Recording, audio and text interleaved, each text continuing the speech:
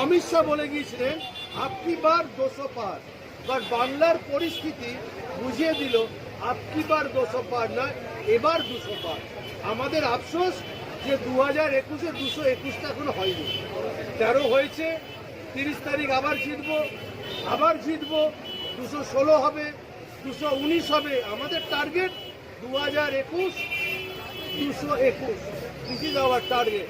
আর BJP, দেখো কথা বলি, যারা ধর্ম নিয়ে রাজনীতি করে, যারা মানুষের ভেদাভেদি নিয়ে রাজনীতি করে, কে হিন্দু কে মুসলমান কে খ্রিস্টান নিয়ে রাজনীতি করে, তারা আর কতদিন টানবে এইভাবে মানুষকে মারতে মারতে মারতে মারতে?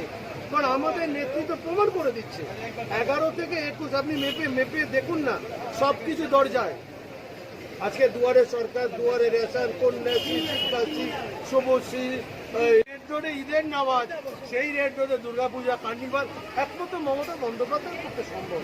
আর আরো একটা কথা বলি, এই মুহূর্তে যিনি তৃণমূল কংগ্রেসকে আরো শক্তিশালী করার জন্য এগিয়ে চলেছেন, আমাদের তরুণ প্রজন্মের leader of the new generation, যে অভিষেক বন্দ্যোপাধ্যায়, তার যে একটা, আমরা নির্বাচনে আগে দেখেছি কিভাবে সভা করেছিল, তাকে ইডি দিয়ে সিবিআই দিয়ে।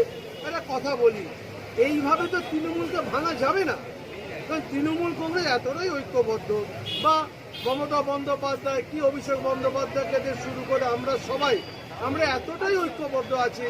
এই ইডি সিবিআই পুলিশ ইডি দিয়ে আমাদের এতটা ভয় দেখানো যাবে না, কারণ প্রমাণ চাইতো, প্রমাণ ছাড়া তো কোনো কাজ হয় না পৃথিবীতে।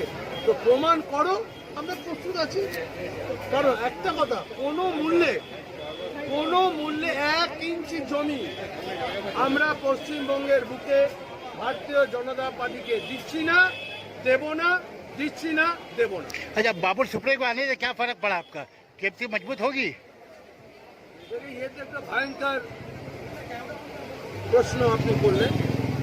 मैं एक बात आपको बोलूंगा, ममता बनर्जी का डिसीजन या अभिषेक बनर्जी का डिसीजन सड़क हो, उनका डिसीजन हम लोग का डिसीजन। उन्होंने बोला आप शामिल तो आप शामिल, हम लोग इसके ठीक है।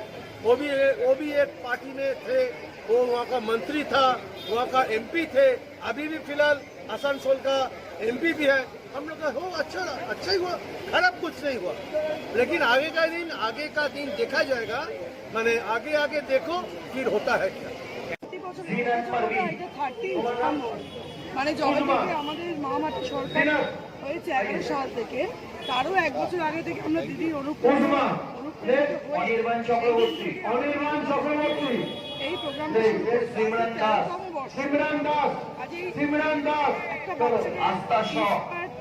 ছোটখাটো টোকেন গিফটের আমরা সার্টিফিকেট করেছিল তাপস রায়, সুদীপ বন্দ্যোপাধ্যায় এমপি এবং চারজনের সই উচ্ছেদ করার জন্য এই কারণ আগামী দিনে আজকে 300 বাচ্চা আমার এলাকা থেকেও তারা এসছে। সবাইকেই আমরা চাই যেন তারা এগিয়ে চলে, কারণ আজ যারা পাচ্ছে কাল তারা সমাজে পৌঁছতে, সেটা ভেবেই আমরা বেছে নিয়ে 3 বছরের ইলেকশন। তখন তুমি বলেছিলে এই যে ডেলি প্যাসেঞ্জারের বিষয়টা, কালকে আবার চলে এলেন। মমতা ব্যানার্জি একটা এমন আবেগ, ছেড়ে কেউ পারবে না। কারণ দেখো, সত্যি মিথ্যে যখন লড়াই হয় তখন সত্যির দিকে হয়তো সাময়িক কম থাকে, কিন্তু পরে একসময় ভারী থাকে। কিন্তু সত্যি মিথ্যে সত্যি হচ্ছে মমতা ব্যানার্জির সত্যিটা যে 11 বছর কোনো রকম তিনি মিথ্যে পরিস্থিতি দেয়নি এবং জনপ্রিয় প্রতিটা করে দিলাম যে আজকে কিন্তু তখন আমরা দেখতে পাচ্ছি যে কি আছে, বেটি পড়াও না বেটি জ্বালাও, মানুষ তো বুঝতে পারছে।